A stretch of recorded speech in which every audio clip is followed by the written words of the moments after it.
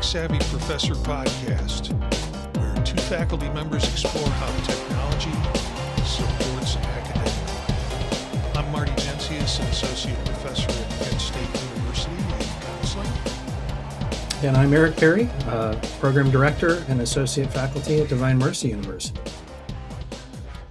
So let's catch up a little bit. We haven't had a show for all good reasons, I think, but there was Thanksgiving, there was travel, and all sorts of things getting in the process. So what's new with you in terms of the time that you've been out? A lot of that, right? Running, kids stuff, holidays, 3-hour checkup, which is what got in the way of our last show. You know, I was sitting in the doctor's office and, you know, they take you back and they put you in and they're like, well, the doctor will be in soon. Soon turned into like an hour and a half. Yeah, that's how I got diagnosed for sleep apnea. Because they left me in the room and I fell asleep and started snoring and they could hear me out in the waiting room and the doctor came in and said, "You're getting tested for sleep apnea." I'm like, okay, fine. Thanks. So, yeah. What about you? What's been going on in your off time? I don't know if I've had off time. There's just so much going on with the program, and you know, I'm dealing with applicants who didn't make it in. I'm dealing with applicants who want a bunch of information on the program, essentially coming down to, am I going to get an assistantship or not? And, you know, they ask a lot of nice questions, but the one they want the yes answer to is, do you have an assistantship for me? And in this day and age, and with the financing in higher education, everybody wants to get paid to go to school, and that's just not possible, particularly in some of the softer fields like ours. We don't have big, huge revenue-generating research grants with extra money on the side to get assistance. That model worked maybe 20 years ago for a lot of fields. But it certainly doesn't work for ours nowadays. But that fantasy persists, and particularly international students want to come and they want an assistantship, and they send you all of the wonderful things that they've done back in their home country. And I'm all for international students, but I can't, I don't have assistantships to give away. So that's kind of the reality. So I've been messing with a lot of student interface stuff. And then, of course, scheduling for the next couple of years or next couple of semesters, what's going to be on the course schedule. Those kind of admin-focused things. So that's what I've been up to. Everything's fine with family and with my kids and my wife and my dog. So nothing. We're just trying to get ready for the holidays and figure out who's going to be where when, you know. And we're all going to be in town. It's just when can we all get together and where can we all get together? So those kind of details. So let's talk about today's topic. It's kind of building your digital academic brand. And things like creating websites, e-portfolios to showcase some of the work that you do. And I really don't know that part of your life in terms of what you have, in terms of promoting the kind of work you do. And I've got examples of sites that we'll get to in a minute where people can kind of build some things. And we maybe have had experience with most of these, so we can comment on that. So let's go ahead and get started, and then we'll find out a little bit about each other's way of doing branding through the questions that we have for the show. So a bunch of websites. If you want to create a website, there are easy ways to do it. There are maybe more challenging ways to do it if you want, and The first one that and service that most people talk about is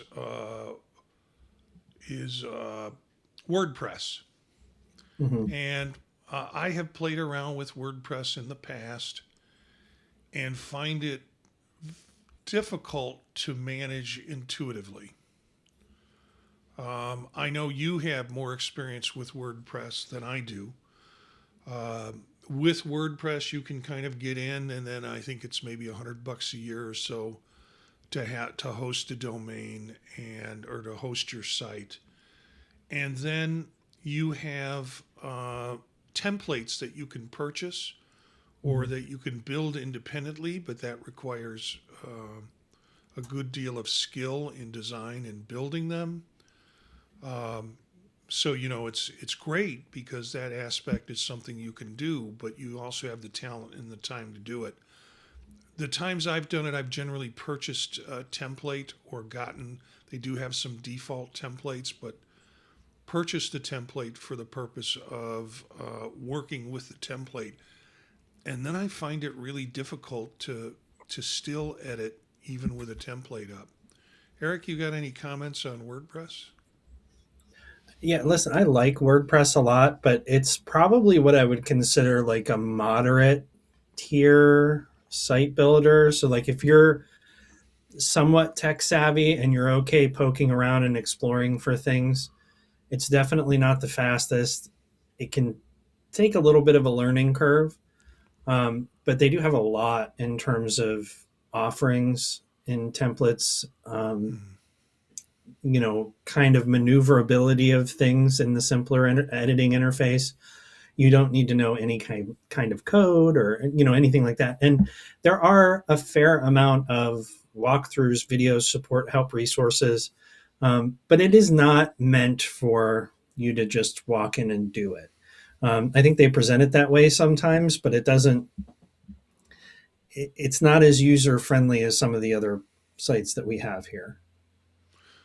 Yeah, let's go to the next one. Let's see, one that I've played with a bit, Squarespace.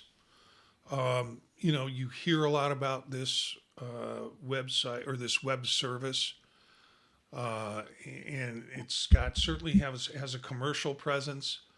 Um, I've always found it so focused on having a storefront.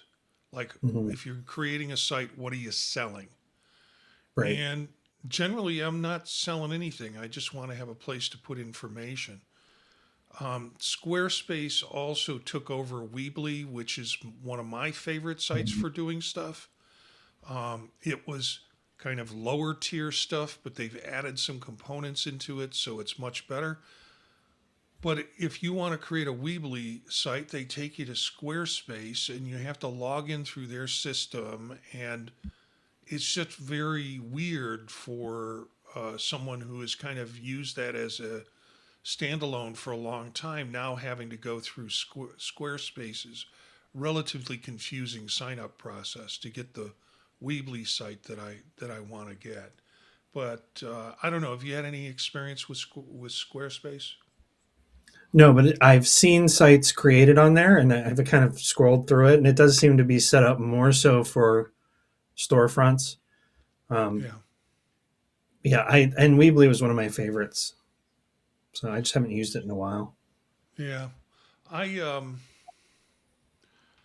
I have a colleague who really likes and started setting up sites with Wix, Hmm. and I am not a fan of Wix only because much of their sites, particularly the free ones or the free template versions, are look kind of retro and menu bar buttons and things like that just seem not keeping up with contemporary times. I guess if you want that, then you go in and purchase a template to do that. It's fairly intuitive interface because the person I'm talking about, he and I had to work on a website for a grant that we had, and he chose Wix, and so I got to play with that interface just by working on the grant. And it's fairly intuitive, and it's a popular site for creating your own sites. Mhm. Any experience with Wix? Yeah, Wix is the place that I send everybody to. Every now and then I'll get one of those calls or emails like, "Hey, I'm starting a business, or I want a website for my business, or I don't know what I'm Yeah, doing and I want a website." Like this is the one that I think is the for ease of use. If you're not real tech savvy, Wix is easy. yeah. Um, my brother-in-law's a contractor and created his business website on here in a couple of hours. It's not anything extravagant, but it has all the information. He can plug his pictures in there of his projects he does. So it's pretty easy to use. It's the one, if you've never done this before, I'd probably send you to Wix first. Really, you would do that over Weebly? Well, with the changes, yeah. Yeah, again, this is the Weebly site, and again, they're trying to push in commerce by Square. So Mhm. when Square bought them, they added to it. I haven't been in Wix in a while, but I do remember Weebly as kind of being here's your skeleton, drop and drag in what you want. Oh, I want to do text here, I want to do an image here. And that made the designing, once you got the sense of designing certain Mhm. pages, putting them and aligning them and dragging them up and down in the menu to where you want the page to be in your navigating menu. As you started to pick that up, it made it real easy to create sites, and it's still sort of my go-to. Our site, thepodtalk.net, is a Weebly Mhm. site essentially. If you want certain things, there are add-ons that you can get, but it has page security if you want to have. It's added some things that in the paid version that you get that you don't get in the free version. One of the things I found always frustrating, or used to find frustrating with Weebly, was I couldn't store media files on it. Mhm. I had to point everything to whatever I was going to use in terms of media. And now it allows you to upload stuff. So they figure maybe the little media that we're going to add on a site is not going to be too much on their servers, but it sure adds a level of convenience where I'm not putting a picture in that I have to point somewhere else to grab it from for the site to set up. So there are some nice things about Weebly. I would I would venture to say folks could try going in and signing up and then getting your Weebly site established if you wanted to do that. But realize you're essentially dealing with Squarespace. I think I went back to Wix to try and create another site, and I don't know if I wanted to get into it, but that was that. Yeah, and I think Two, yeah, yeah, Wix doesn't offer a free tier, so you do have to pay with yeah, Wix to. to Um, even play, yeah, right, and I think if you look and you compare the two tiers between Wix and Weebly, um, the big difference you're going to find is the storage space and kind of the focus on e-commerce. So it really depends on what you're trying to do. yeah. Um, I think Weebly is probably a better option if you're just looking for a faculty page, a bio page, Yeah, if you to want to put connect. links up and things like that. Yeah. Mhm. So yeah, there are two other I've got in the works. I will share. One is Ionos, which used to be one and one. It's a Mm. little bit more sophisticated to work through. I have still quite a few sites that run on one and one or Ionos, and it's fairly good in terms of hosting and fairly good in terms of a template. Basically, if you're going to create a website with this, you can use their predefined templates to be able to create sites, and those feel a lot like WordPressy kinds of ways of doing stuff. In the past, used to build the sites using software called Rapid Weaver, and Hmm. then upload it to the site, and it would run off the site without any problem. But you can purchase your. I guess we should also talk about purchasing your URL. A lot of suggestions will say, "Well, go here and get it like from Hover or get it from GoDaddy, and then point it to the site that you're actually building." And I found that confusing on how to do that process. And if I found it confusing, I think it would be even more confusing for folks who don't know how to do DNS pointing and stuff like that. And so I would always suggest, even though you might get a better cost for the URL that you want to buy, go ahead and buy it when you set up the site, and buy it through the site hosting service you're using, and it will be tied to that hosting service, and you won't have to worry about, okay, this site, the URL is really from GoDaddy, but it's running on a Weebly location, and Hmm. who am I paying and why am I paying two places? Is GoDaddy giving me any service in terms of hosting, or is it they're just doing the URL? Any thoughts on that? Definitely easier. I don't know if you remember this or not, but we worked on, um, Yeah.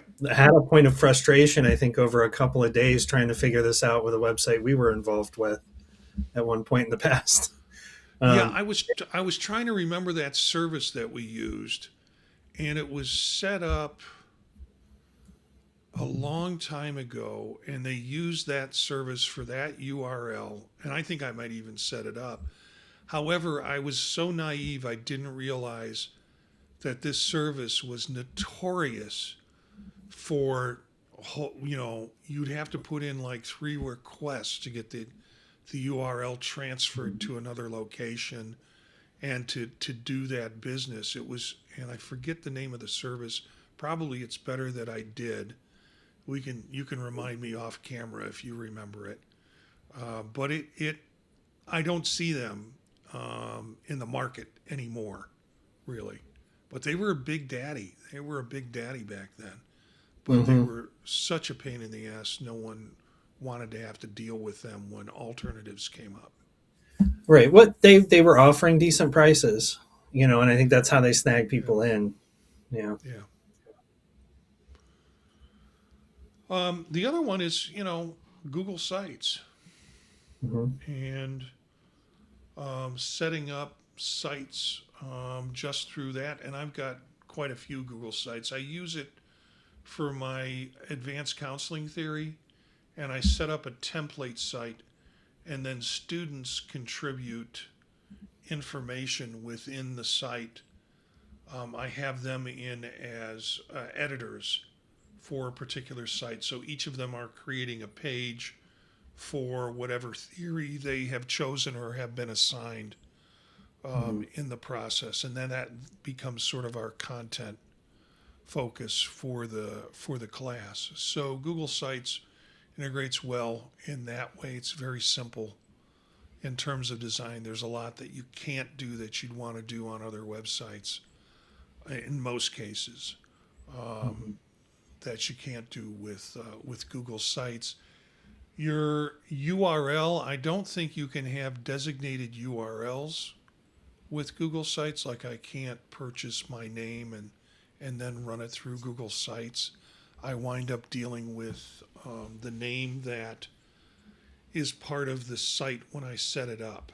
So yeah. Yeah, I think it's just a standard, whatever they give you. Notion claims that they can do websites. Have you had any experience with Notion? Now, we looked at this a little while back. Um, I think related to tools that were out there for automation, but I haven't tried it for anything related to building websites. Yeah, I get to talk to a couple of Notion acolytes, and they love it. And in fact, I was on a show with Jill McKinley last night, and she was talking about finding a template that Notion will do all this automated stuff to get your podcasts up and running and get it, the branding out. And I'm like, that sounds pretty cool. Mhm. But I'd have to work my way through understanding how Notion works in order to use it. When I kind of have my own slow, linear, chug-a-lug, step-by-step process that I do versus automating it. So, and that's about it. There is a service called About Me that I found. I am not sure if it allows you to do simple pages that you would like to set up that is basically about you Mhm. and gives, shortened bios and information. I've seen I've seen these on a few CVs, Mm-hmm. um, folks applying for different positions, and it's interesting. Um, I'm really interested in the virtual twin AI. I feel like it just has more of a sales lean to it, but I might have to create an account just to check it out. Well, it's Amy, the virtual chat AI with Amy. I don't know. That's another site to look at. There are all sorts of other things that you can do to help your brand. LinkedIn obviously is a site that you can kind of create your brand through that.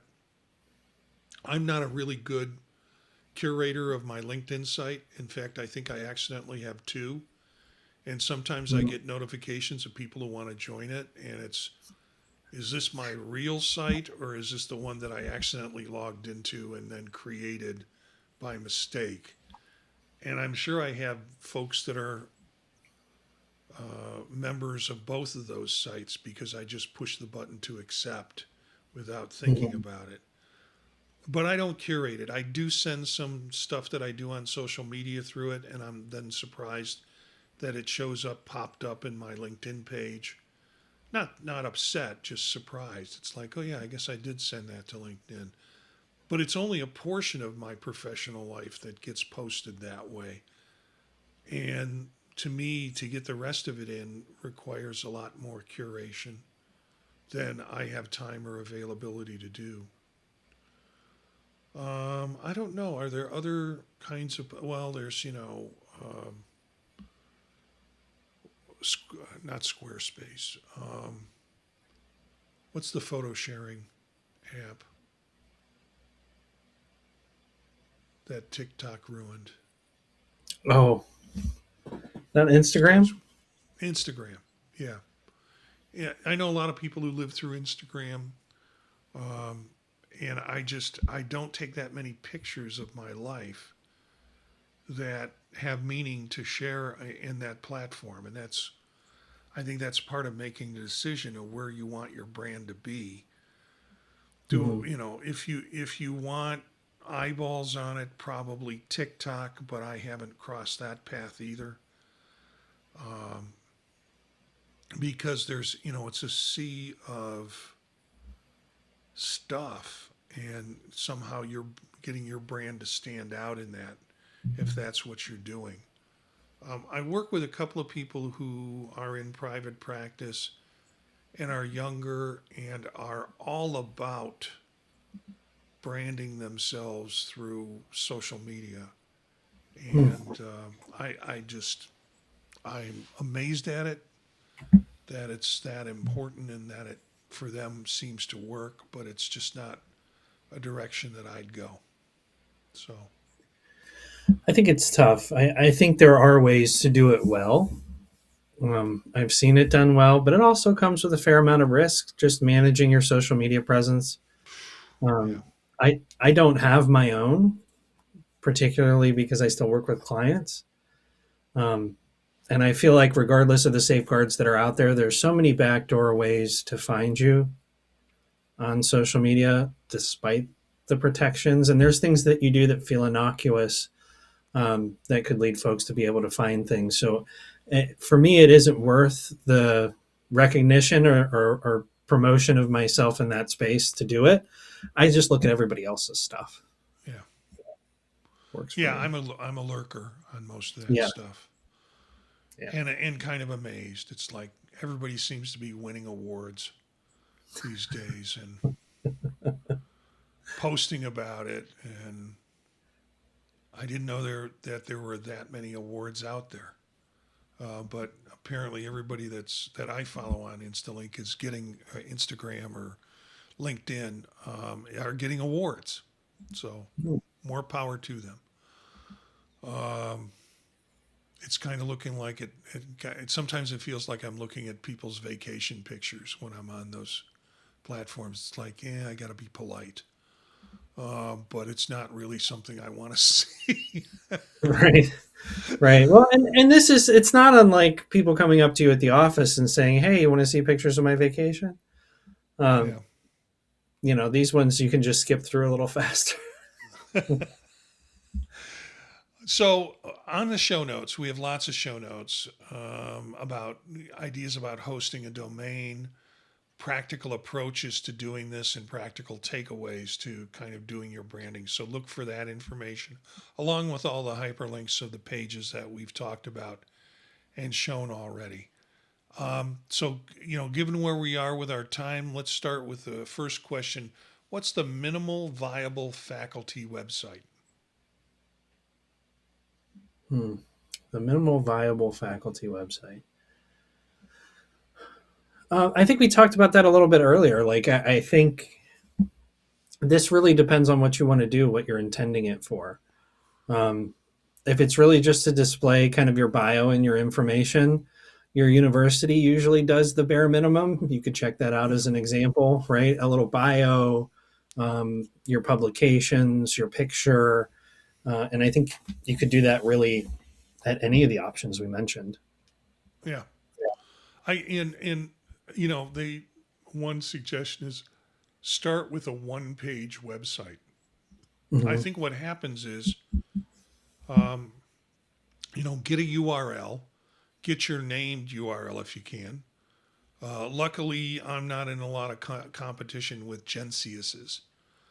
So it's easy for me to kind of pick up URLs using my last name and other social media things using my last name if I choose to do that.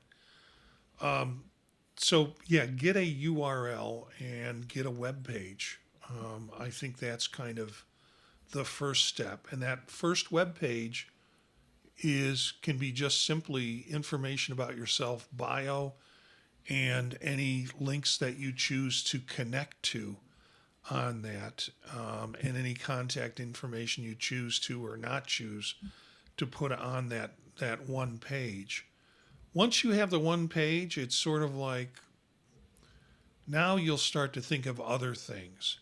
Mm-hmm. And typically the process is, oh, I need to put this on my website, but I don't want to put it on the first page. So now I need to create a second page in a directory of the website that I've created. So minimum viable faculty website is that one page. Mm-hmm. And yeah, you can do it on Google sites, and you can maybe get a free Weebly website and do it on that if you want to. But it's your professional presence. So get to a service like some of the services that we've explained and purchase your URL through that service. So I have Gensius.net, my last name.net, and that kind of directs people to information about me, bio, background. I did have and still have JENCI.us because the .us is a country code. Mm-hmm. And since my full name ends with US, so I have Genci.us. Or Clever. Gensius. Yeah. Yeah. Yeah. So only advantage my name has is that I can blend it directly into the Yeah. country code that I'm in. Um, and what is RY? I'm trying to think what we could do with Perry. Is RY a country code? I don't know. I'd have to look it up. Not that I can think of. Yeah, well, you probably couldn't get it anyways because you don't live in that country. And Fair enough. country codes are tied with the domains of the user living there. So, yeah, anyways, so get your name. If you can find your name, if you have to go to full name, if you have to go to full name and initial as a URL to be able to use. I have other sites like the podtalk.net, which does not contain my name other than it's in the content of the site. And that's because that's a branding I have for the podcasts and the other media projects and shows that I'm on. So, but that's a minimal viable website. Is a blog worth it? Eric, have you ever tried to do a blog?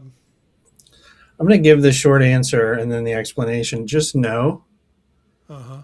I don't think it's worth, unless it holds some inherent therapeutic value for you. Um, I think blogs were kind of an early thing. They hit some popularity around, you know, the later 2000s ish. Yeah. Um, I don't think folks read blogs quite so much. I do think the one thing it can do for you if you're getting really creative with your marketing, it creates more searchable content on your site. Mm-hmm. So having that blog there and having some topical things that are helpful, I do think it gives folks a sense of, what you're thinking about, what your opinions are, where um, your less research oriented mind would be. So I think it's kind of neat to read those things. But given where social media has went, I don't know that a blog is the thing that you want to spend your time and attention on. Yeah, if we go back to my WordPress site, you'll see I attempted multiple times to start blogs. I do own MacProf.net and have always wanted to do a blog on that. Mhm. They're so time consuming, and in terms of doing blog posts, then if you fall behind a week, you go, okay, I'll do it next week, and then it doesn't happen next week. Then basically you've got a dead site. So unless you're planning on putting the work in and there's some intentional reason while you're doing that, I've seen practitioners do this on their website where they have a blog section where they talk about mental health issues or their opinions on things, and that probably helps with their persona and how a reader experiences them. But it's an awful lot of work, I think. For me, it's I, like I don't have time to do a bunch of freelance writing, and it's not something I'm going to get advanced for in my career. So, Strategy wise, I've seen some faculty do this really well on LinkedIn. Um, they'll grab other stories and then just say, hey, here's what I'm reading. And you know what I mean? Like they create a presence and then they get reactions to that. They're not generating a whole lot of original content, but they're building their following by kind of grabbing these other pieces or reacting to other things. So, I mean, engagement can get you more, I think, if you're looking to build your base and notoriety in different platforms as opposed to just creating your own content like in a blog. yeah. So I'm going to ask you this, and I'll ask you in a way that, what are you willing to share with you and share with us, and even if it's nothing, about what your branding is? What kinds of media are you using in terms of? You said you didn't use social media, so you Mm-hmm. don't have a social media presence, but website, LinkedIn, anything I, like that you're using? yeah, so I do have LinkedIn. I'm not as attentive to it as I should be. Um, I guess with the engagement part, I try and keep up on, making sure all my credentials are there, my, experiences are there. Um, Also making sure if you're open to work that you have that setting open so that you can be searchable for recruiters and things like that. So LinkedIn's one I use pretty regularly. And I check into a lot. I pulled my website down. I had one, um, and just hadn't updated it in long enough. And I had kind of some outdated stuff there. One thing I did really early on was create some different lessons in Captivate, different activities in Adobe Right. Captivate. That was kind of like my portfolio as a curriculum designer and course developer. So I had examples of rubrics and different things on there. But my profession shifted when I finished my doctoral work. So for me, that got taken down and never really got put back up. Yeah. So now I'm kind of inspired to do it again. Yeah, I have a website that has my name on it and has some examples of different presentations I've done and such. It's gencius.net. Mm-hmm. And I think that's still the viable one. I used to have a redirect to from jenci.us. I have trouble keeping it up.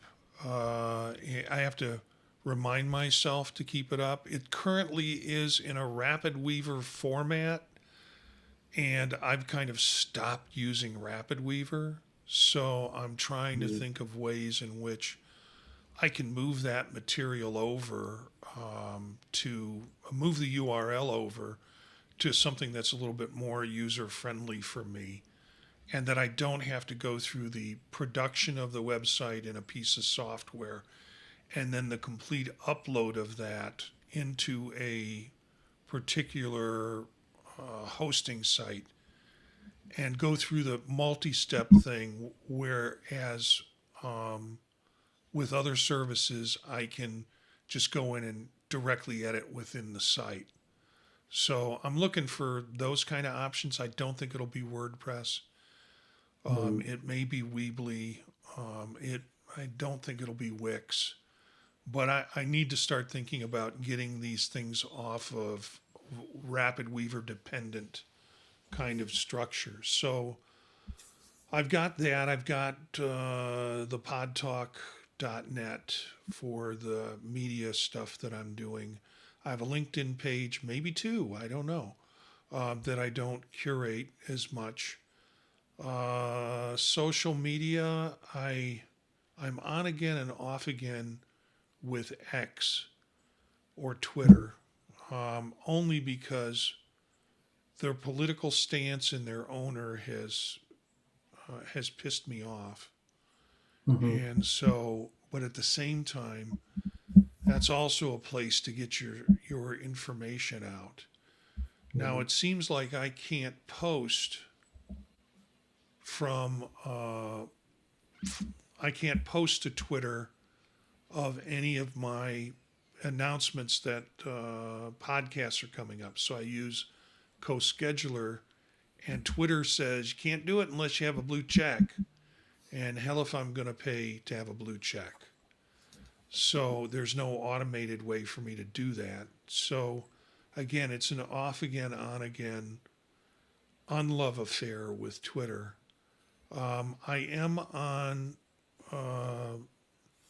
I'm on Threads. I don't like the fact that it's a Zuckerberg-owned social media site. Mm-hmm. And I'm on Blue Sky, which is probably a more prevalent way for me to kind of engage. And then I'm also on Mastodon, which is just basically tech heavy and doesn't necessarily get the message out the way I want to get the message out. No, I have no interest in TikTok and no interest in Instagram. Again, that got purchased up and gobbled up. Pixel Fed is sort of the un-Instagram alternative that I know people are on for social media that they enjoy when they wanted to get out of a situation where their data is being used. So yeah, and it's tough to keep up on all of them, or tough to contribute to all of them. So yeah, Any common mistakes that academics make before we close out? So being in a position to hire, I've seen some pretty funny ones. Okay. You know, just I would say really focus on what your purpose is. Um, I've been sent some websites for faculty applicants that my favorite one was the when you open the page, it's them playing tennis, like a giant photo of Hmm. them playing tennis, and then it like zooms in, and then their name pops out, and it gives their tennis acumen first, and then like their Oh, so I'm a professional. really good tennis player, and by the way, I'm a professional. Yeah, I mean, like, yeah, it's, by the way, this is all my faculty information. So like it was just kind of all over the place. Um, really Huh. focus in on what you want your viewer to see. And it felt like Yeah. something they just did as a lark, like they were just kind of messing around with it. Um, but make sure it has a professional presentation.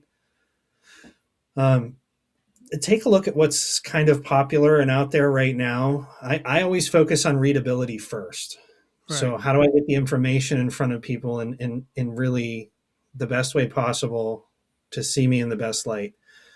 Little things like making sure you're using a sans serif font instead of a serif font, and something that you know is going to be viewed digitally. Like review those digital rules before you go in and start building Yeah. things.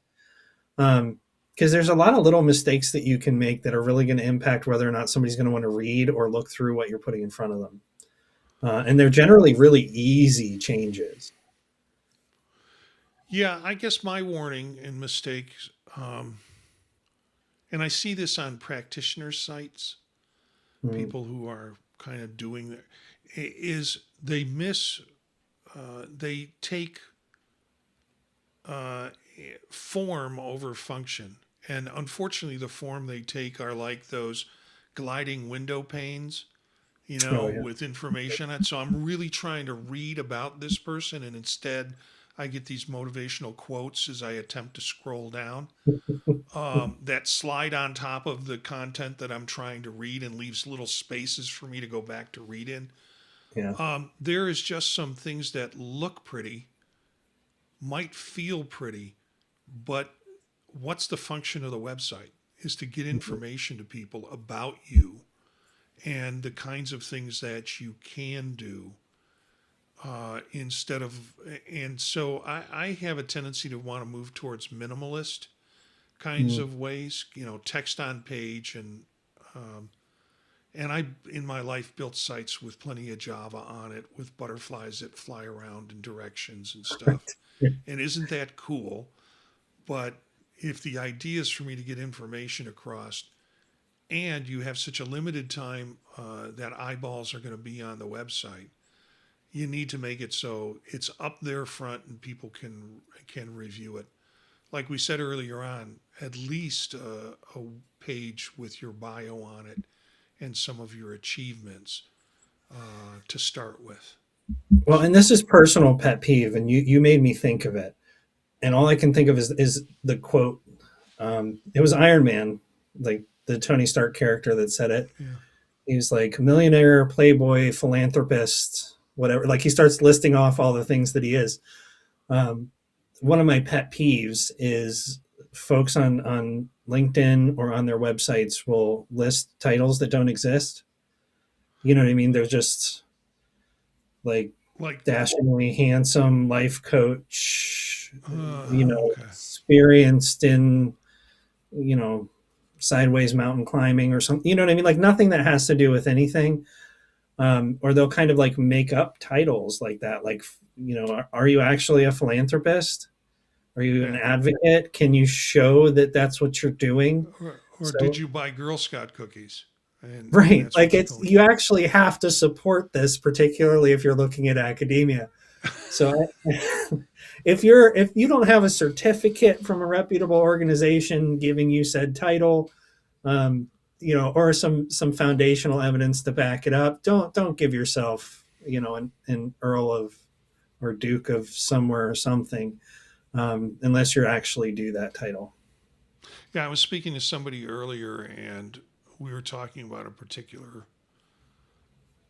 student somewhere in some program, not Mhm. our program, but somewhere. And the faculty member said, well, she was like the student, author of the journal that they have Mhm. for a particular association. I'm on the board of the association. We don't have a journal. We have a newsletter. And, it means she was on the committee. And again, people can over present their qualifications on it. Don't make that mistake. Yeah, If you wrote some articles for the newsletter and you were part of the group that put the newsletter together, that's good enough. that's a great Um, experience. Yeah. yeah, yeah. Yeah, but don't oversell. I authored a grocery list, right? That doesn't necessarily make you Pulitzer Prize winning You're an author. Epicurean. Yeah. I'm going to use that in a sentence 3 times today. All right. So, some ideas on branding from our experience with it, and also some suggestions that we found by looking into things. Anything else you want to say about the process at this point, No, or at any I point? think we've covered it well. Okay. Well, I'm excited to see how people and what people do with branding as an academic. Mhm. And I think it's a matter of getting your word out, the word out of the work that you're doing, and making sure it's available and readable for people that you want to be able to see it, and to kind of elevate. I don't want to say elevate, but recognize the kind of work that you've been doing and Mhm. why it's important work in your eyes, and telling the narrative of who you are as a professional. So take a look at creating a website for yourself if you don't have one yet. Take a look at some of the social media services like LinkedIn if you're not don't have a presence on that. Go on and look at it and see what other people are doing, and you get an idea of how you might blend in your career in a service such as that. And yeah, I'm doing some things now that are kind of helping the branding that I do with podtalk.net. Uh, the shows that we're doing on it, to include. I've heard, and this might be something for our listeners too, that if you're going to do audio, you better do video too, which is why we're doing this, because people will find you through video Mhm. before they'll find you through just audio or through general web searches. And if you're going to do video, you need to do shorts. So I've started to incorporate shorts into the program. We'll probably have a short once this is produced that comes off of this program, because that will give people, that's the first thing people see when they go to YouTube. It's in their play field, and that will grab people to whatever you're doing, whatever project you're doing, and then they might make a decision to subscribe or listen to the whole show, or watch the whole piece of media that you're doing. So Mhm.